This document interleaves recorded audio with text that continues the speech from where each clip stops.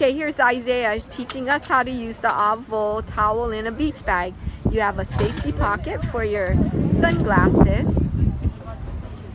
suntan lotion, and other things. And you get ready to the beach, empty. You get ready for the beach. You simply open up your bag, take the towel out so you can dry up when you're done surfing or swimming. That's a nice fat fluffy towel. And then if you go swimming, you can take your clothes, your shirt off and put it inside the bag and it turns into a pillow, and you can lay down and take a little suntan. When you're all done, you simply stick your hand in the bag, pick up the edge of the towel, stick it in, turn it right side out, pull your straps on to gather it, and